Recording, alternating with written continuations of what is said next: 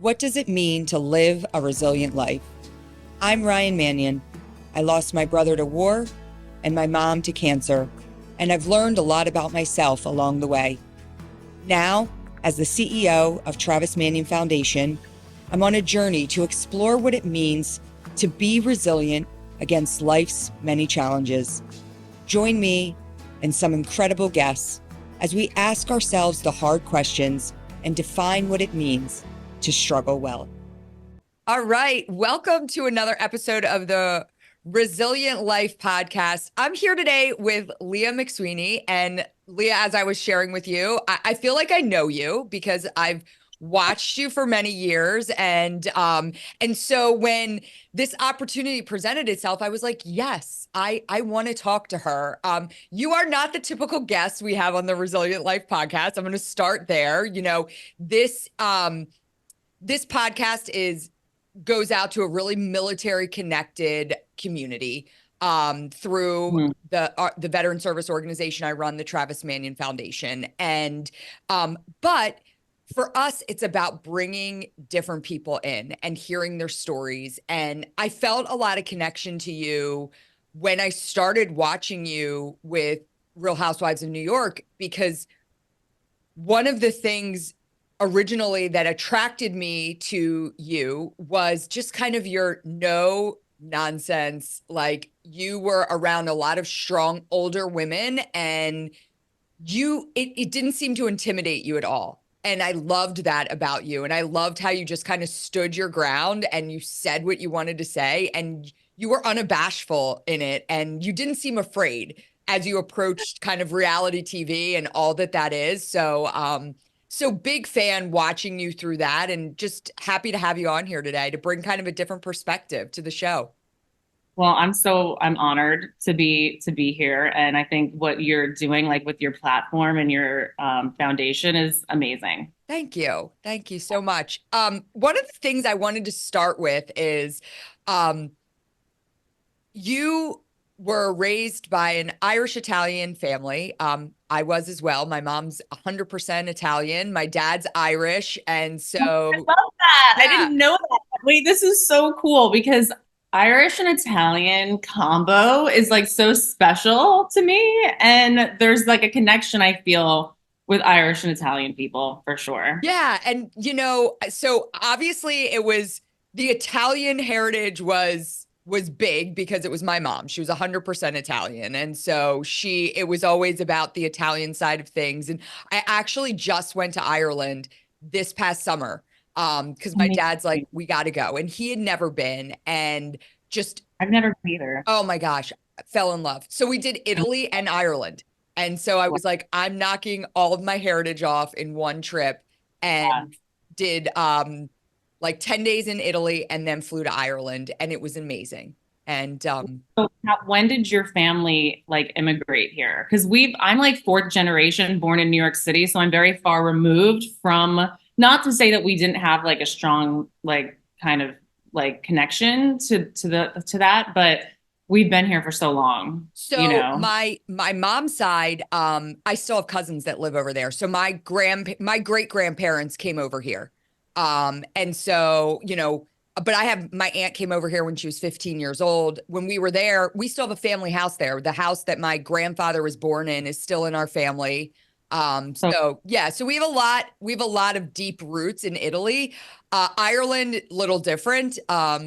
Yes, very removed from, a lot of generations before, but still just being over there and kind of understanding your heritage in a different way. It was amazing. So I'm so glad that I did it. And, one of the things when I was, again, reading your bio, but I kind of knew this kind of from watching you and your story, you were raised Catholic, as was I. I'm still Catholic. But you're in an all-girls Catholic high school. My daughter goes to.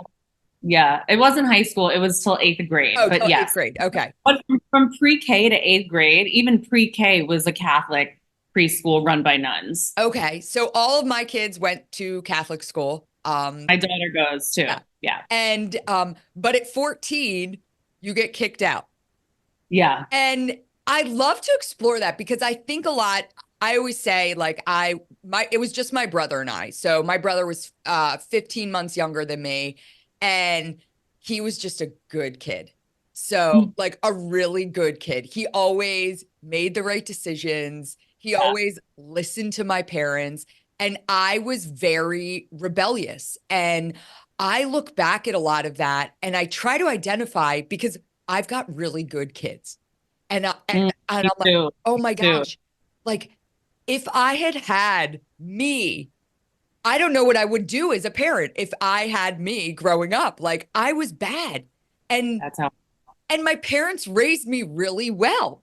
And Yeah. so it's like, and I was watching like kind of you growing up, and I'm like, you come from a, quote unquote, good family, right? Mhm. So Mhm. how did you end up in that place where you decided to kind of rebel against them and everything? Yeah. You know what, there's like so many, I've thought about this and I was in therapy for so many years and stuff, but I don't think that it had anything to do with with it, nature and nurture kind of thing, because Yeah. like me and my sister and brother are all also very different. Not to say that they haven't like done their own like rebelling, but I think it was like growing up in the city at that time, feeling very I felt very other than at the Catholic school. And, it was very gossip girl type of vibes. And I come from like a working class family. And not to say that like we didn't, we had everything we wanted and we were like well taken care of. But the amount of wealth at the school I went to made me feel very insecure. Yeah. And on top of that, like, I'm sure we're going to get into this. I'm in recovery, and I think that with addiction stuff, for me, think I was really born with it, and there was like a genetic component to it. So not every kid that ends up feeling other than at a school would go end up doing drugs or, rebelling in the way that I rebelled. Now, when I got thrown out of Sacred Heart, that was not really having anything to do with addiction issues, but like my behavior wasn't amazing, but it really wasn't horrible either. And I think I did get unfairly treated. I will say that, because, we weren't the, family with the last famous last name or like donating lots of money to the school or anything like that. So I think that's how that happened. But yeah. Well, I always there's this great urban legend. I mean, it's not an urban legend, it actually happened. My dad's one of 10, and his one sister, he has five sisters and four brothers. So five boys, five girls, and his closest sibling was my Aunt Trudy. They were just, a little more than a year apart. And she got kicked out of her Catholic high school for stealing a bus, the actual school bus, and driving the school bus away from the school. And so, Okay, Trudy is amazing. That is the best story I've ever heard. I'm sorry. and she's now a Kripalu yoga teacher up in New England, and just Of course she is. yeah, That makes sense. it Yeah. totally encapsulates like when I heard the story, I was like, yep, she did that for sure. But you did start using drugs and drinking at a young age, and you say that you feel like that was part of like that there was a genetic makeup to that addiction process. I really think there was. And addiction is such a like complicated thing because it's different for everybody. And some of it doesn't really, we don't fully understand it, Yeah. right? Either. And like we don't fully understand recovery either, because for me, recovery has a lot to do with like spirituality, which is kind of confusing sometimes. But I do think that there was like a genetic component, and it really didn't have anything to do with like the way I was raised or anything like that, which is the interesting thing about addiction, is because it really doesn't discriminate against anybody. Yeah. It's so true. I had Zach Clark on my show. He was Oh, I know Zach. yeah, Yeah, I know Zach. and Yeah. he's from Philly, and he was telling me the story about how he was, working for his dad's company, doing really well, and everyone would leave the office and he'd close the door and smoke crack in his office in his suit and tie. And he's heading down to Trenton to try and buy drugs. And I mean, just the craziness. And I always think about, like you say, addiction doesn't discriminate. Like his parents are amazing. He comes from an amazing family who've been so supportive of him and through his recovery too. But, he had the right recipe to be a really high functioning, thriving individual. And he ended up, it just took that one time for him and he was hooked. Yeah, it's really quite a scary thing to have to deal with. It's also like really weird because it's not something like when I was like researching you and your podcast, I'm like, well, these are veterans that like were in wars, like, why am I like going on this show? I mean, obviously like, and you can't compare trauma and blah blah, but I'm like, so much of mine was brought on by myself. Like I put myself in these situations because of my addiction, that were dangerous. So yeah, it's a weird thing. Thank God. And Zach now is obviously like, doing so well and stuff. And the amazing thing is like, and I do feel like also addicts, like we if we just put our energy, like the energy that we use like to get high, if we put it into something good or a business or anything, like we can succeed in that way. So Yeah. Well, and one of the things that I think is tough is that society almost makes a sober lifestyle taboo.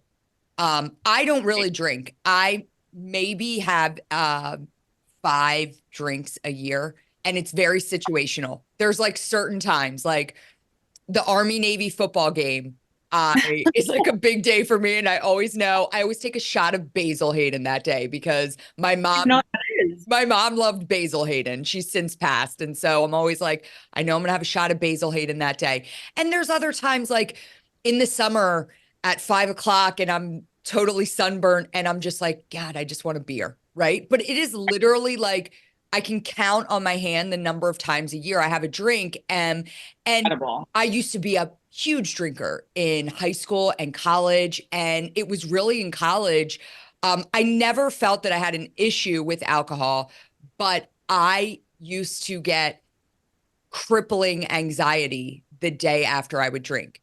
Like, Oh my God. Hangover anxiety, it's the worst. yes. And it scared me enough that it would go from anxiety to like full blown panic attacks the next day. And I became almost scared to drink. And so I kind of just cut it out of my life. And I never looked back, but I do find myself in situations where people will say, like, oh, it's always like, let's grab a drink, right? That's always what it is. Let's grab a drink. You meet a new mom. Let's grab a glass of wine and catch up and get to know each other. So, and then for me, like, I have to explain, like, and there are times where I'm like, yeah, let's grab a drink. And I order the glass of wine because they ordered the glass of wine and I drink half of it. But there's other times where I'm just like, oh, I'm just not a big drinker. And it's like, oh, really? And it's like they don't know how to respond. Like, well, what do you mean?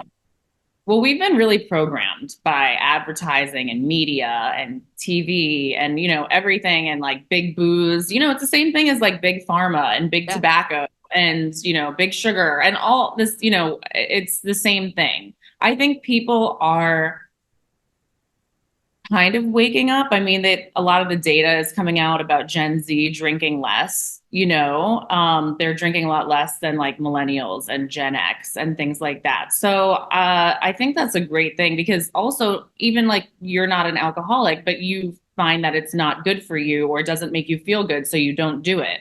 And I think a lot of people, it doesn't make people feel good, but they feel pressured to do it anyway. But I think Gen Z, the younger generation, is like kind of like, no, we're not. This doesn't make us feel good, so we're not going to do it. I mean, I'm sure a lot of them are still drinking, but I think things are changing. But I think things are changing. I mean, I was just over the weekend reading that there's more baby boomers who are dying from alcohol related Oh, yeah.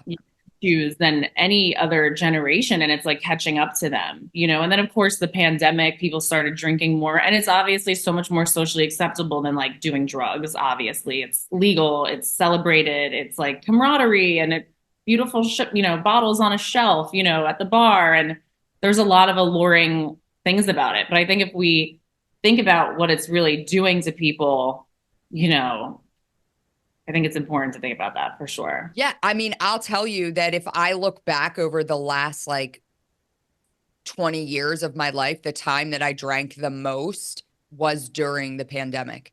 Hmm. Because I felt like I had no other outlet. I was just stuck here and it turned in, and it wasn't like heavy drinking, but probably every day around 5 o'clock, I'm like, all right, I'm gonna have a high noon or a truly, I was drinking like the hard seltzers, and it was Right. almost like out of boredom, really like sheer boredom. And I didn't know, I'd already worked out, I'd already done work, but work was essentially shut down. Like there was nothing else to do. And I'm like, okay, I'll get a little buzz on. And so then I can just go to bed. I don't know. I mean, and so I feel like a lot, and I gained 10 pounds and we came out of the pandemic and I felt like crap. I just was like, oh, Well, I mean, I think a lot of finally, there's all these studies coming out about how harmful the lockdowns oh were, yeah. obviously. I mean, we can go there if you want to. Yeah. Well, But no, I mean, yes, it was, it really it is. And people, were dying of overdoses and suicide, and children are now, a year behind in learning, and it's really, we're all still reeling from that time. now are you actively in AA? I am. You are. Okay. So I have one of my closest friends is a addict and she's been in AA for many years, and I mean it is her life. And she will it's so funny because she does my hair Which and is great.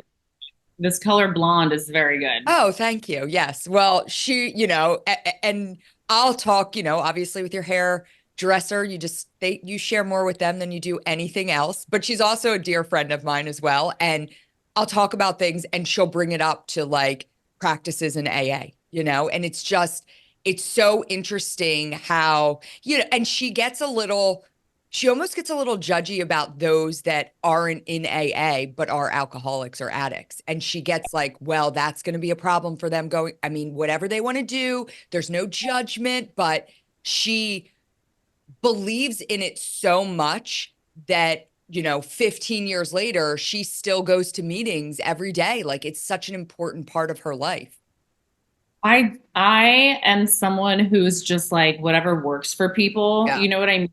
Not like totally like I love it for myself, obviously, but like I'm sure people can get sober in all sorts of ways, and that not everybody needs that, and not everybody is an alcoholic. Some people just are, drink too much and have to stop, right? So I think there's all different ways. So you get sober and then you get the opportunity to go on reality television and you start drinking prior to that, right? Yeah. Yeah. So actually I had relapsed after 9 years of not drinking. And I think it was because I wasn't going to meetings, honestly. Because and also like your brain, with addiction and alcoholism, denial is like such a huge part of it Yeah. when you're, and so your brain can like play tricks on you too. Well, I stopped so long ago and I'm in a different place now, and I'm sure I could have a different relationship with alcohol. You know what I mean? Things like that. Well, and it So was I very obvious to the viewer, me, who you're basically saying all that. You're saying like, "Oh, well, I think, yeah, I yeah, mean you're anyone who's watching knows that I'm yeah, lying. telling the viewers like, listen, I'm in a different place. It's just, Yeah. it's situational for me. And then we're watching you get blackout drunk and we're like, no, you really should not be drinking. Really should stop. Yeah, you should really stop. The crazy thing is that I stopped. So it's April 1st right now. I stopped drinking on March 31st, 4 years ago, Wow. which was before the show aired. So I knew that it had been a disaster with the drinking, but I also, I stopped before I saw myself on TV. Yeah. I knew I had to stop, and I was quarantined, and I was like my kid's father. We were quarantined together. We're not together, but we were all quarantined as a family. And he was like, I am not dealing with this shit. Like, Yeah. you think you're going to be stealing bottles of wine and drinking them like in another room and coming down drunk? Like, you're crazy. Like, I will throw you out of this house, you know? So I'm like, shit, I better, you know, I have to stop drinking again. So, and then I had to get sober again, like during the pandemic. That was the whole thing. But then I saw myself obviously on TV, and it was really nerve wracking. And I also had to do confessionals because we filmed the confessionals like after, you know, so I had to be like, pretend that it was like I felt great about drinking, you know what I mean? So it was a really weird mind experience for sure. And then everyone like loved me drunk. Everyone like thought the drink that like me drunk was like so funny and so great that I was like this is like such a weird thing. Like, cause also you're not seeing the bad parts because they're editing it to make it funny and make me seem funny and not showing the other parts that weren't too funny. Well, you looked like a fun drunk. I'm not going to lie. Like you appeared Right, like a right. fun drunk, but you clearly were getting to the place where you knew that as a viewer, again, you knew like, okay, she has a clear issue with alcohol.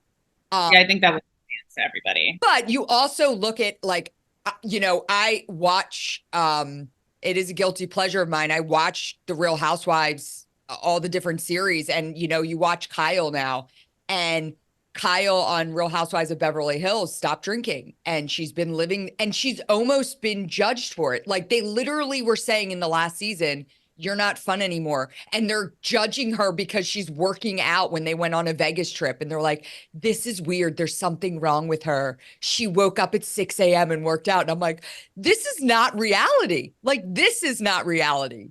Right. Like a lot of healthy and functioning people wake up and work out Right. and like wake up and drink, you know, like, yeah. And then also, I don't know what her deal is. Like, I don't know if she just like stopped drinking 'cause it's like better for her or if she's an alcoholic. I have like no idea. But for me, for an alcoholic who like, it's not like I want to like, I didn't stop drinking so I could work out at 6 in the morning. You know Right. what I mean? I stopped drinking because like literally it's going to kill me. So, and the worst fear for like an alcoholic is like for people to be like, you suck now. Like you're not fun. Like, you know what I mean? Sorry, I curse a lot. Right. So yeah, that's like a real thing. I mean, now I'm like, okay, whatever. I would rather be called like to be called boring is like what I'm trying to, that's like a huge compliment because really I'm so chaotic when I'm not sober. Well, yeah, I mean, and I look at that again, you know, going through my late 20s and 30s, as someone who didn't really drink, and I watched kind of some of my friendships, um, and my friendships with, you know, my group of friends were almost different. Where like my friends would call me to do one thing, but then they wouldn't call me to do another, and they'd be like, well, we know you didn't want to do this, and I didn't, you know. And I'm Mm. like, yeah, you're right. But then you see these moments, because as the person who's largely sober and aware of everything that happens, you know, I'm involved in these nights where you watch the night, you know, and you know when the night kind of turns, right, where everybody's drinking and then it goes to that other place, and I'm They're like, always the one like witness to that. Well, then you see mm. these like love fests between your drunk friends where they're so wasted that they're hugging each other and they're like, I love you so much. And I'm like, I'm not in that place, right? Like, I love them so much too, but I'm not, you know. And so you see these almost like drunken bonds being formed. I don't know if you've ever seen this or been, yeah. And it's just like, okay, I'm like on the outside because I'm not so wasted that I'm going to fall over on you and tell you how much I love you. And then my friends would honestly, there would be times where they'd be like, did you take a picture of that last night? Because there'd be different things that would happen. And, you know, I'd always pull my camera out to catch the funny stuff, as, you know, but they'd be like, don't share that with anyone. And I don't know. It's like, yeah, you're just like on the other side of things. And it's this weird place. It's, I've gotten away from that as I've gotten older, but that used to happen a lot when I was younger, where I was just like, I wasn't the fun friend who would go all throughout the night with them. So they didn't pick me for certain things. Yeah, well, like, I didn't drink for so many years that like literally like not, I mean, I'm 41 now. I stopped drinking when I was 27. I haven't drank in now 4 years plus nine. I haven't drank in many years. Yeah. So it's not even like an issue. I mean, when I was younger, I would still go to clubs and stuff. Now, obviously, I don't do that. And I'm like, I have no interest in it. I'm not going, I go to bed at like 11 p.m. So I'm not out or seeing that, or I don't have friends that are really doing that either. So But let's talk about this idea that, again, I'm sharing it here, but I'm almost embarrassed that I share that I watch, the Real Housewives series because I feel like I'm a little more elevated than that in my intellect, but it is a little bit of a guilty pleasure for me. And those who know me well know that, but now I guess more people will know that. But and it's also one of those things where, there's certain shows like The Office, Park and Rec. I can turn on any episode at any time and it like brings me comfort because I can fall asleep to it. I know it's going to happen. It's the same way with the Real Housewives franchises where I'll go back and like watch them from the beginning. And one of the things that really it was watching your season, I began to recognize and almost get a little disgusted by the idea that um it's the franchises are built off the premise of let's see how drunk we can get these women, and then chaos happens and we get it all on film and it creates good TV. I think like New York is especially was this, I mean, in my experience, New York was especially like that. And like I watched Beverly Hills and Jersey before I joined New York, and I didn't really see that in those shows. Well, Jersey, they were just crazy to begin with, so they didn't even need the alcohol. They have like the deep Yeah, family trauma they're dealing with, right? So there doesn't really need to be like alcohol. yeah. And the Beverly Hills women, like, I felt like were behaving, they're like too worried about their images to like get totally plastered. But like the New York show was quite different, I learned. And yeah, I think when I went back to season 13 and was sober is when I really saw with my own eyes, as sober, clear eyes, that things were like not okay. Like I'm like, wait, this isn't like how you should be kind of dealing with people who are having issues like this. Yeah, and I mean, I think just again, I think it's such a poor reflection of what the middle-aged women should be doing and should be reflecting. Unfortunately, it's what makes good TV, right? Um, I don't believe that because I feel like I watch shows that don't have, of course there's moment, like of course the Tiki Torches was good TV. Of course, like the Morgan Letters is good TV, right? Okay. But I'm like, are people really watching for that? Like that's crazy. Or have people gotten so desensitized now that it's like if there isn't that, like it's not enough, right? well, Almost. yeah, I don't know if it's like the alcohol, but I think it's more the drama, right? Like I Right. always say, we have so many amazing things that we do at our organization, at the Travis Manion Foundation. We have a group of 250,000 veterans and families of fallen service members and inspired civilians across the country that are literally transforming communities in the work that we're doing.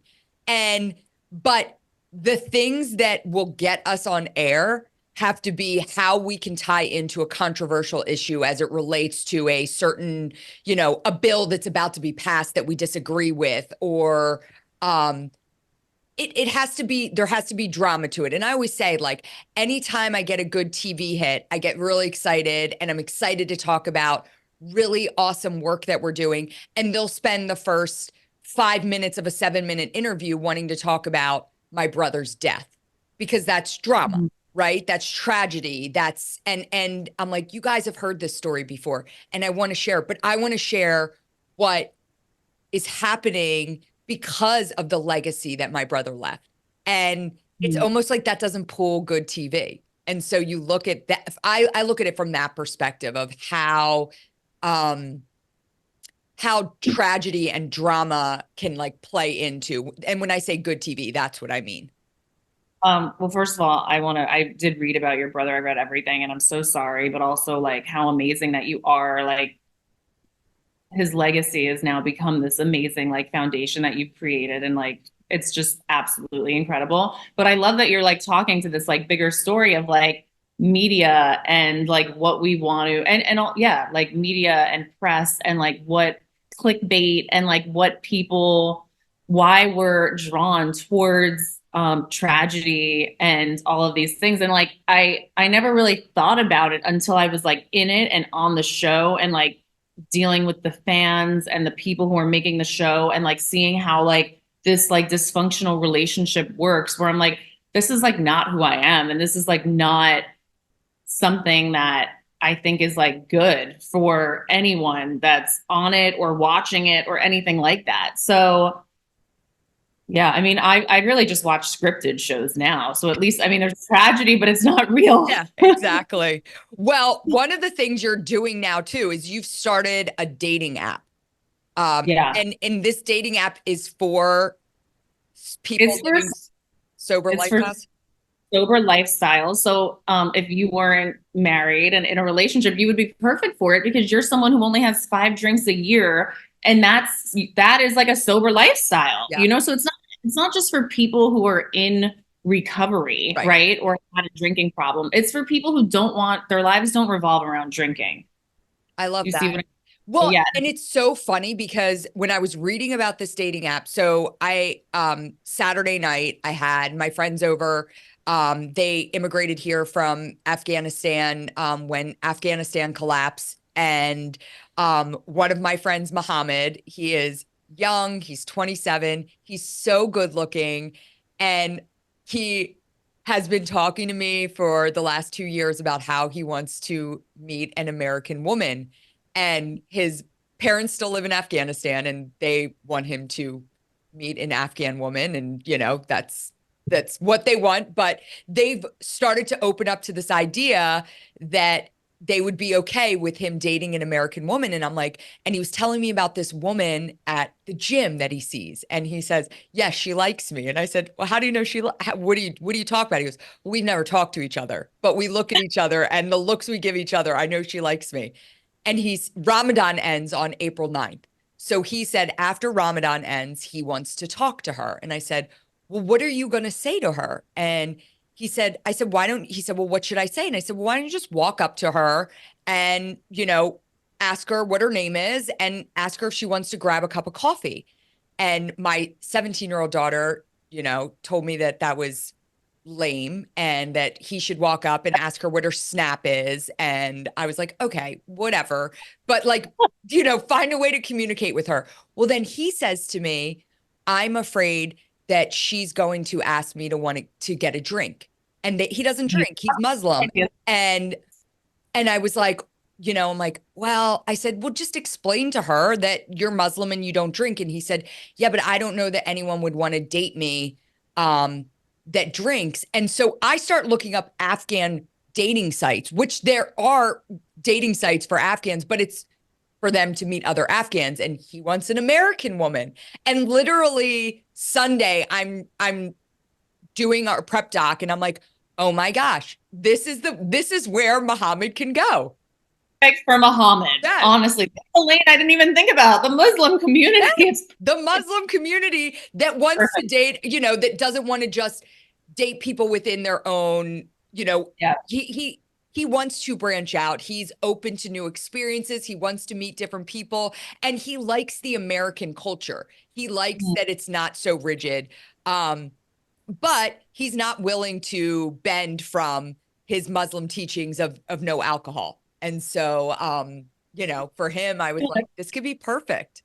That's so funny. Yeah, it's called Club Pillar, and really excited about it. We're launching the actual app in June, and I just think it's just so necessary and it's so needed, and it's so. I have a 17-year-old daughter too, and if I told someone that dating advice, she'd probably like tell me I'm lame, also, which every day. So Well, one of the things I, again, watched you with your daughter on the show, and it seems like you have such a beautiful relationship with her. I tell her I love her so much, like 5 times a day. I don't know if it's normal, but I really, being a mom has been the greatest gift. I'm going to get emotional of my life.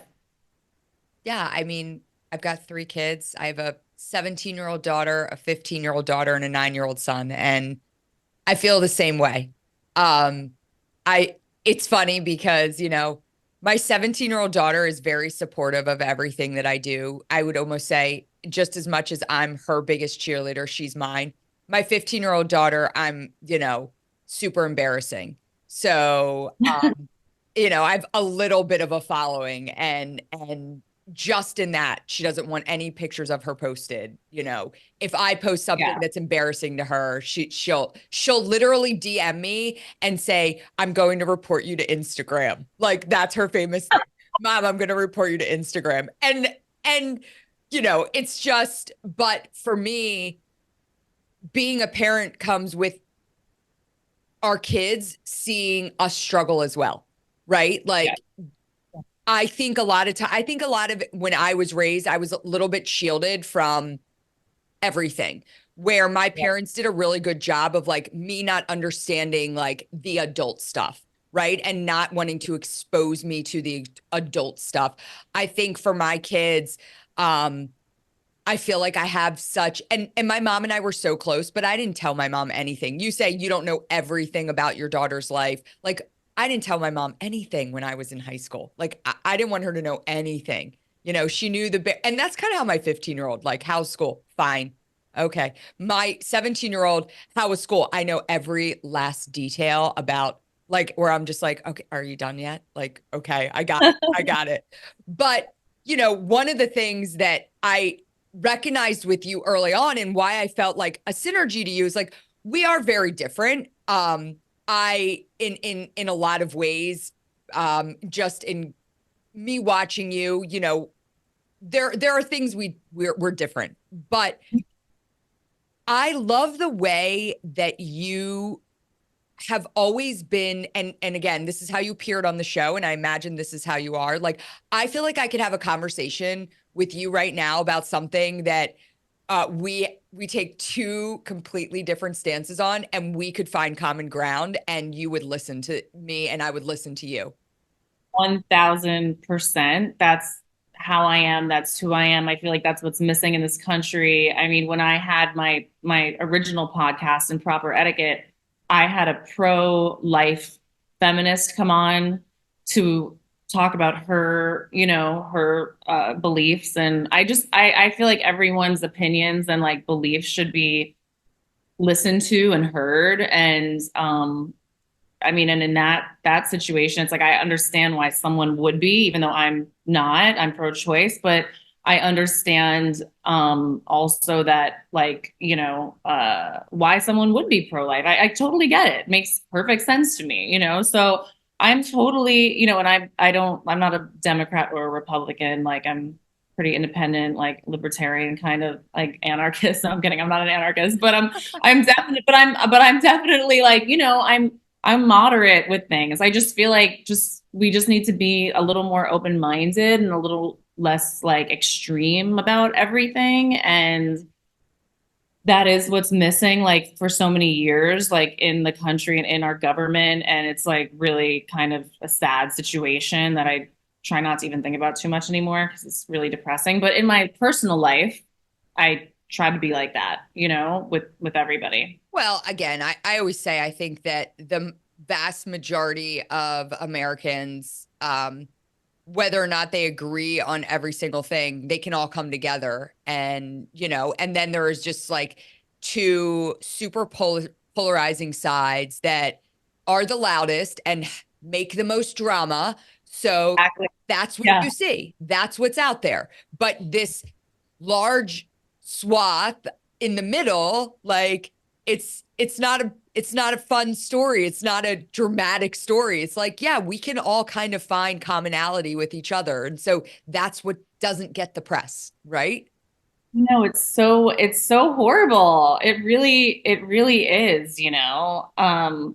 It's funny because I feel like, I mean, whatever. We don't have to get into politics, but we could talk about it. I mean, I mean, obviously as I get older, not obviously, but as I get older, I definitely like lean like more right, you know, or like got more like to the middle or something like that.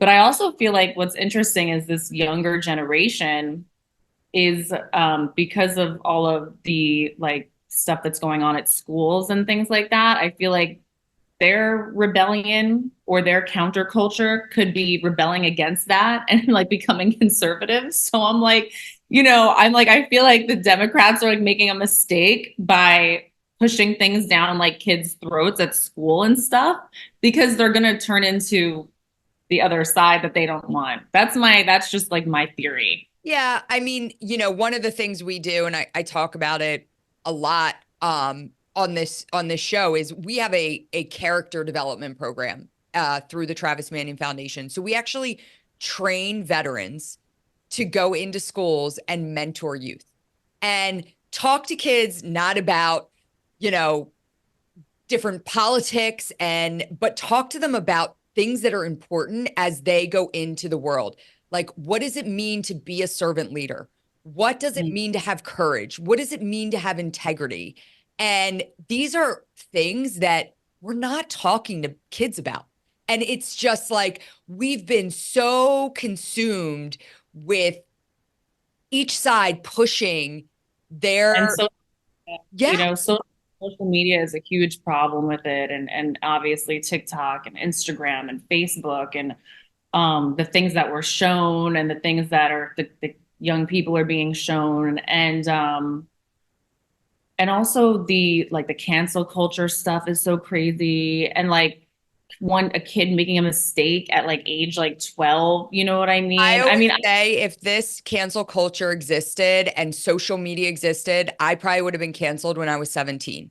You know, Uh, First of all, they've tried to cancel me multiple times, especially when I got on the show and they like dredged up like old, like I wrote this article for Penthouse called like Help Me, My Boyfriend is Woke. And then like the thing that confused people, like I'm like, people don't like when they can't put you in a box, you get called like so many, like they're like, you're like a Republican, and they'd be like, "You're a libtard," you know. I'm like, which one is it? Like, what am I? Like, you guys are so confused. I literally said, like, on national television, I don't feel like voting because I'm like depressed about the choices. So I'm not sure how anyone could call me woke, but I was just keeping it real, yeah. you know, I was keeping it real. So the cancel culture stuff is crazy. The mob mentality, the like hysteria over things, like, you know, just, I mean, I think the hysteria over that the kid, remember the kid with the Native American guy and then he sued what, oh my God. But also I think the hysteria over drag queens is crazy. So coming from the conservatives. So I'm like, everyone needs to just like, stop and like I oh do yeah say to that, though, I will say to that, I think you should be a voter.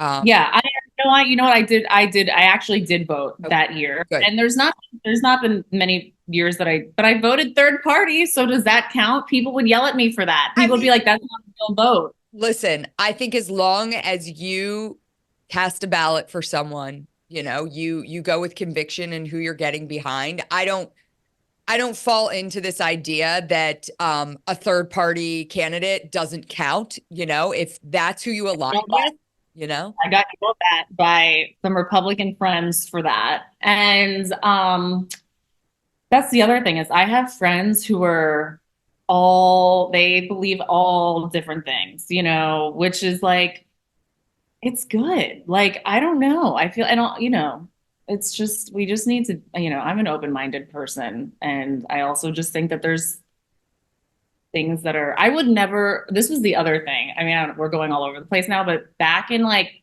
2000, I guess when Trump was president or when he was becoming president, oh, you know, 2016, 2017, this really big, I'm not going to say who, but someone I followed who I respected and, you know, tweeted something like, if your family votes for Trump, you should not have Thanksgiving dinner with them. You should stop talking to them. And I said, how dare you Yeah. say that to people? Like, I would never, ever like cut off a family member for who they're voting for. I would cut off, I don't even know if I'd cut off a family member for anything, but it makes more sense if a family member said something horrible or racist or has some crazy weird beliefs, but just based off of a vote, like I don't buy that. Like I don't that's an extreme way of thinking, and it's a very weird way of thinking. It's an And extreme way of thinking that's become very normalized in the last several years. And I think that's what's really scary about where we are today as a society, that I don't care who you vote for. I don't care who you support.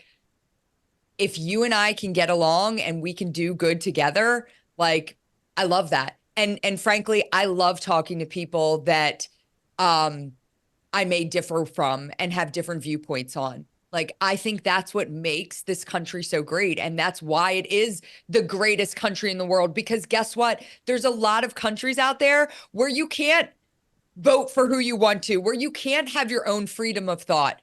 And imagine living in a world like that. And, you know, we become dangerously close to picking up some of those practices when we make stances like that, like cancel your loved one, don't sit with them because they voted for whoever. crazy, and definitely like it became like kind of like cool to like hate America, and I'm just like I'm never doing that. Like that's insane. Like that's crazy. You can criticize things, healthcare is a mess, whatever, but this is the best country in the world. This is why people want to be here. You know what I mean? Like Well, and I it's also think, you know, again, I think, not jumping on my soapbox too much, but there's less than 1% of our population that goes and serves in our armed forces to mm, protect these freedoms that we hold so dear. And my brother was a big proponent of free speech and, you know, and having your own opinions and being free to share them. But when we start to kind of knock the fundamentals that make us who we are as a country, that's a slap in the face to every man and woman that has put on this nation's uniform and defended these freedoms. And so I always say that, like, my brother died protecting you the right to say things that I fundamentally disagree with. But you can't take it that extra step and start to literally bash this country. And, yeah. you know, I mean, it's just, I believe that's anti-American. It is, you know, you have to have a certain level of respect for what our nation was built on.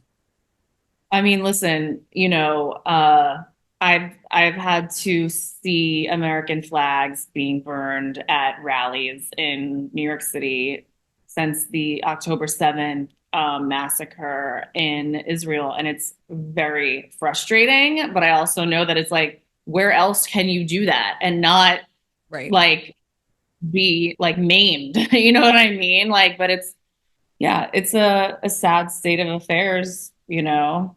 Well, let's switch real quick, because one of the things I wanted to make sure I talk to you about is mental health advocacy. You've been very open about depression. You were diagnosed as bipolar.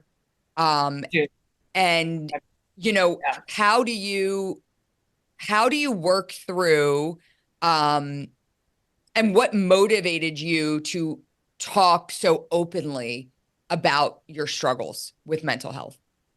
I think that I'm open pretty much about everything because I'm just like, here, I'm putting it all on the table so you can't use it against me. That's like it's my coping mechanism. I overshare. You know, I don't know if it's good or bad.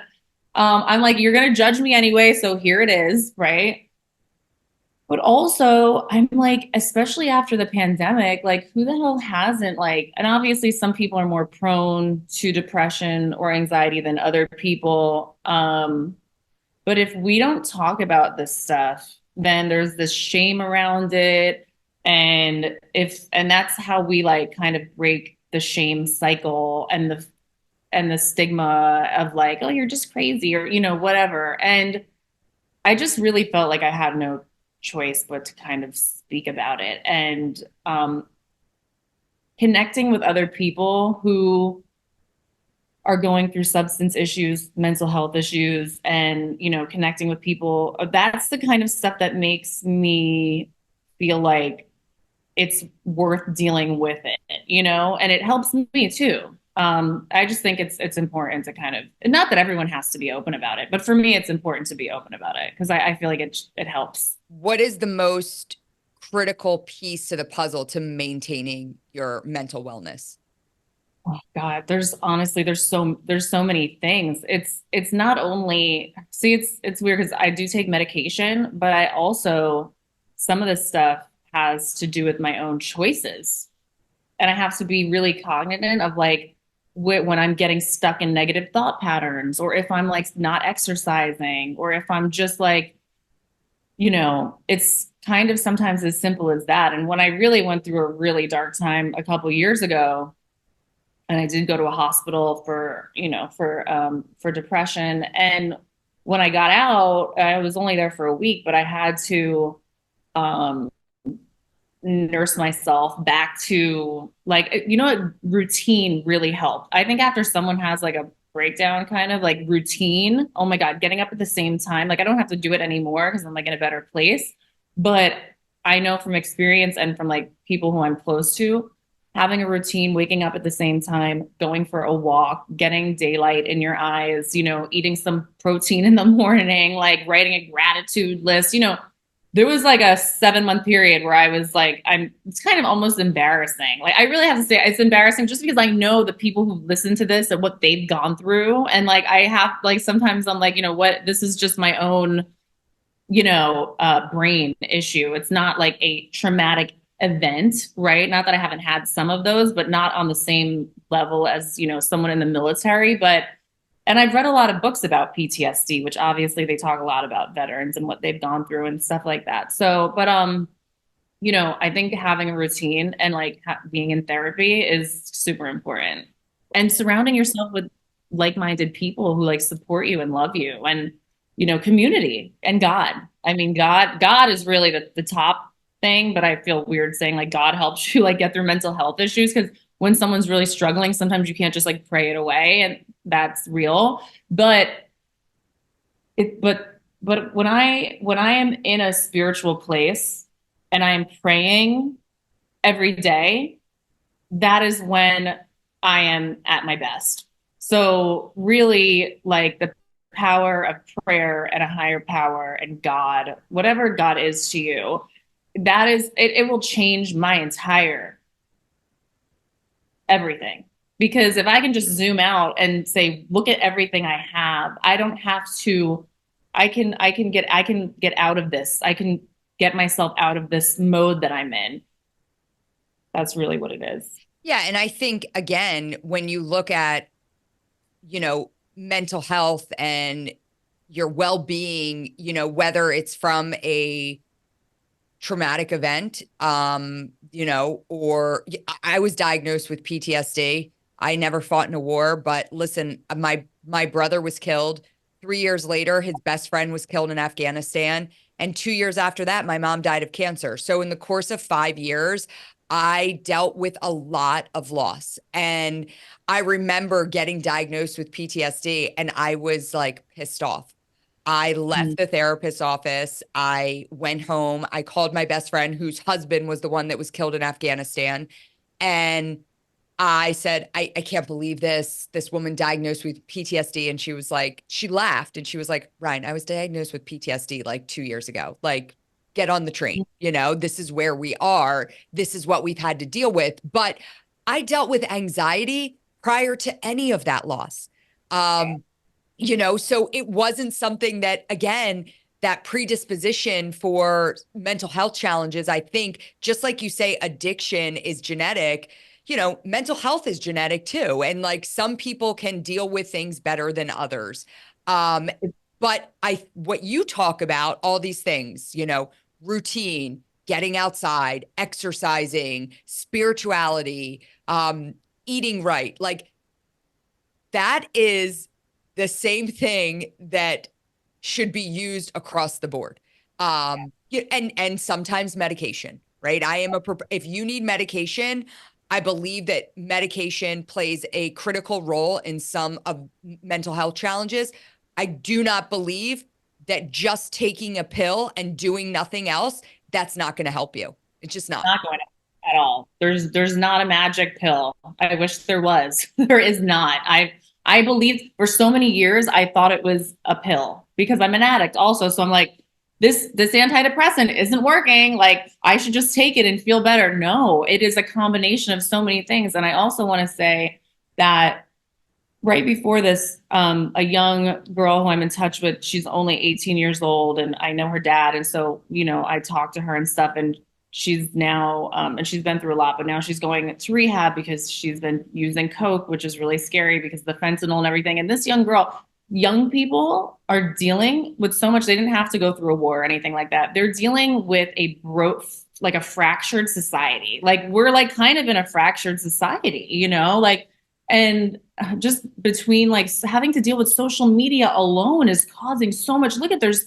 parents that are suing Meta because their kids have killed themselves over Instagram. Oh, you know what I mean? Like this is a serious thing. Like we're going to have a whole generation of kids with PTSD, with depression, with anxiety just from social media alone. So we really need to be talking about all of this. Yeah. And I think we need to be talking about those things because where I feel we are today is I think we've done a really good job as a society of destigmatizing mental health disorders and you know, people deal and I think COVID was horrible, the pandemic was horrible, everything about it was horrible, but it opened us up to being more open about the challenges that we face with mental health. But my bigger issue is that we are starting to destigmatize that the mental health epidemic. What we're not talking enough about are the simple things. Like when you go into your doctor should be saying, are you walking 10,000 steps a day? Right? Like, are you doing that? Well, start doing that and then tell me how you feel. Like simple. And I always say, if we could put more of an emphasis on holistic approaches to everything, but mental health in general, it would make such a huge difference. Get sunlight, eat well, walk. Like the obesity epidemic that we're dealing with, the mental health epidemic, like we need to start normalizing that is medicine for your body just as much as taking that pill is. 1000%. I mean, also that was an issue with COVID. Like when people got COVID, like doctors weren't saying like you should also be taking vitamin D, vitamin C, getting sunlight because those things were making COVID worse, right? And like that's why. So yeah, it's a vicious cycle, and there's like so much with our health, our healthcare like system is so broken, and I wish that there was a more holistic. I hope that we are going in that direction, but it is things like that, like simple things like that. Now that I think about it, I need to get my daughter walking more steps every day. Well, it's true. I always think about like I've told this story a lot, but like my dad always put like a huge emphasis on physical well-being. So my dad, you know, he's a retired Marine Corps colonel. Okay. So he is, you know, what you would probably think of a retired Marine Corps colonel. And so when I would talk about things that were bothering me emotionally or mentally when I was young, my dad would be like, well, go for a run. And I would get so upset. And I would be like, he doesn't understand. He's such a jerk. You know, I'm telling him that I'm feeling off or I'm feeling depressed. And I would get really upset with him. And when I got older, I started to recognize that he wasn't being dismissive, but he was actually understood the mental benefits that physical activity could bring to you. And so the first thing I did when my brother was killed is I ran a marathon. I literally just started running because that was the outlet that helped me the most. I was in therapy, I was doing all these other things, but if I could pinpoint one thing that helped me the most after he was killed, it was running. And it was waking up every day and having that same routine of knowing, I don't know what else is going to happen today, but I do know that I'm going for a run. And that's what my day will look like. The rest of the day can go to shit, but I'm going for a run. And it's also like being able to control that. Like you couldn't control the things that happened to your brother. You couldn't control XYZ, but you knew you could control when you woke up and went for that run, and it probably brought some peace, right? Because it's also about like feeling like, I feel like anxiety happens when you like don't feel grounded and you like are in a state of fear. Yeah. So if you can feel grounded and feel like, okay, this is what I'm going to do, it kind of takes that away. Well, yeah. And it's this, again, we don't talk enough about what physical activity does, that release of endorphins that your body needs, all of that. It's so huge. So I love that.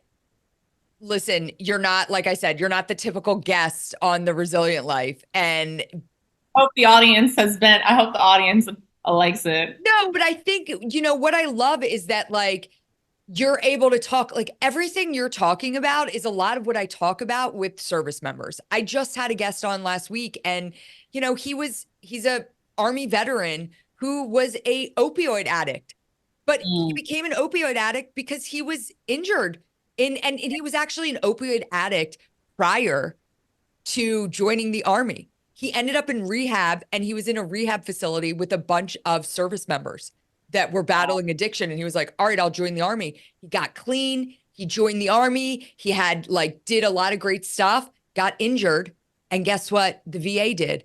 They gave him opioids. And I said, well, did you tell them that you were addicted to opioids? Well, no, I didn't. And he's like, yeah, I probably should have. And so he got addicted again and realized like, I'm an addict, And so whatever life path you take, whether it's in military service or not, we're all dealing with with mental health issues. Like a lot of us. Military service or reality TV. Hey, I mean. Yeah, exactly. And and a lot of that is what, like, kind of getting back to the beginning, like, I think what I loved about watching you was that, and I watch a lot of these franchises, and I don't relate to any of these women at all. I think they're, they're clowns. And, and if I met them in real life, I would just, I find myself embarrassed to watch a lot of them because I know such incredible people in my life, and, I'll leave it. Okay, wait, let me just defend them in a little right now, okay? Okay, go ahead. Even though they're out here not defending me at all, but I have to give them some kudos and some of their flowers, because I'm telling you, it's not an easy job. Okay. Really not. Being subjected, and of course, yes, people can say that they're signing up for it, they're subjecting themselves. The amount of social media harassment and the nasty things that people say to them is so next level that I think they have to detach from themselves. Sure. And compartmentalize to even be able to deal with it, And I will say also that I think from years of being on the show, it can be very damaging, and you can turn into a caricature of yourself. So we have to look at them with some humanity, even though they are behaving very clown-like. But I do also feel like it's a negative, toxic environment, and like you get used to that and you become, and it's like hard to leave it because there's so much money, and like, it's a very effed up situation for them. It really is. Like, they can say they love doing it. It's a messed up situation. And you know what? You make a good point, because I think when you came on to the show, you were on with a lot of senior people on the show that had already become these caricatures of themselves. And so when you enter, because if you watch like the early days of these franchises, you can just see like they're nervous, they're uncomfortable, like they seem way more real than they do in the later seasons. But then you came on and you were a little bit of this breath of fresh air. Like, you weren't this caricature of yourself. You were just you. And it almost made them uncomfortable because you weren't playing the game that they had been playing for so many years. And so I didn't know that there was a game to play. I don't know, there's a game. Like, I'm so confused. Like, oh my God, there's a game. I didn't get it at all. I really didn't. So outside of your dating app, what is next for you? Oh, well, I'm doing my brand and I'm relaunching and I'm really excited about it. And really so much of my time is going into that, because it's running a clothing line is a full-time job. But it really makes me happy. So yeah. Focused on that. The Yeah. the Yeah. It's the the sober dating app, dating app. sobriety, And you know. we're gonna make sure that we that you need to make sure you do some digital ads to the Muslim community. I'm gonna definitely let the CEO know that's a lane that we need to definitely Yeah, get on. it was literally this light bulb. I like wrote it down. I wrote dating app, my Muslim friends, like dot dot dot, because I was like, this is where Muhammad is going. Like this is where because for me, I'm like Muhammad. I mean, he's got a great personality. He loves the American culture. He's super good looking. He's super fit, Love it. and I'm Love like, yes, we're gonna find him a nice girl on your dating app.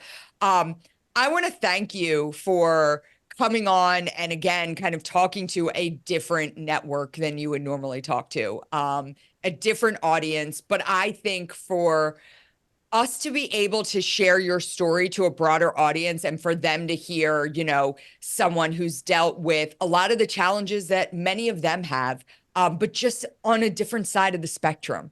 I think it pulls into what we were saying a little bit ago, that like we are all this melting pot of people that have really similar experiences, just in different places, the human experience, like we're all dealing with the same freaking emotions. Like there's nothing new being written, Right. like we can read books from hundreds of years ago or whatever. It's like we're dealing with the same stuff. Yeah. Love, insecurity, heartbreak, I mean, everything, ego, death. I mean, it's like life is crazy. We're all in it. Well, Leah, you've obviously dealt with a lot in your life, and I love that, again, you put sobriety first and foremost, and really trying to normalize the idea that sobriety is cool. It's It's okay. Yeah. right. Yeah. Sober is okay. I love it. What does living a resilient life look like for you? Like, how do you show up every day and live a resilient life? I think it means getting up after you get knocked down. You don't have to get up perfectly, and you don't even have to get up right away, but you have to get up at some point. And Yes. you can't, right? That's it. You just got to keep going, keep trucking through no matter what. And I love that. You don't have to get up right away. And I think, again, I asked that question to everybody on the show, and it's a lot of the, get up, keep going, one foot in front of the other. But this idea that like you don't have to get up right away. Like I didn't get up the day after my brother was killed and say, I'm going to run a marathon tomorrow, right? It took me a little bit. It took me a little bit to finally get up, but I did. And I think if we in our head know that no matter what setbacks we have, we're going to eventually put that next foot in front of the other, and we have that as our mindset, that means everything. So I love that you answered it that way. I think it's like less pressure because like some days I like sleep late or I like don't get the things done that I want to get done or I feel like a total failure or I feel like whatever, and it's like that's fine, like I'm giving myself that day to feel that way or whatever, but at some point, yeah, you need to like get your shit together. Yeah. And physical exercise. The one thing I do have to say is I need to come up to New York, and I want to enter the boxing ring with you and your trainer. I'm obsessed with him. He is going to love you. Like, he's going to love you. So we need to plan that because I'm not kidding. You got to come up here and we'll do a whole day with Martin. You're going to adore him and he's going to like be over the moon with you. And you should actually have him on your podcast. Yeah, I saw you had him on yours, and I was actually showing Sean, our editor, and he was like, "Wait, do you know this guy?" I'm like, "Yes, I know this guy." I'm like, yes." I'm like, he boxed with Tinsley and Leah. It was like my favorite parts of the show when I would watch you guys with him. Speaking of resilient life, like shout out to Tinsley Yeah. because Right? I mean, come on, that girl's gotten up after she's gotten knocked down many times, and she was underestimated and, like, misjudged and misunderstood, and she's very strong. Yes, I agree. I'm glad that she ended up where she did. She deserves all the happiness. It was awesome to watch you two together. So I thank you so much for being a guest on The Resilient Life. It was awesome to talk to you. Ryan, so appreciate it. Thanks for having me.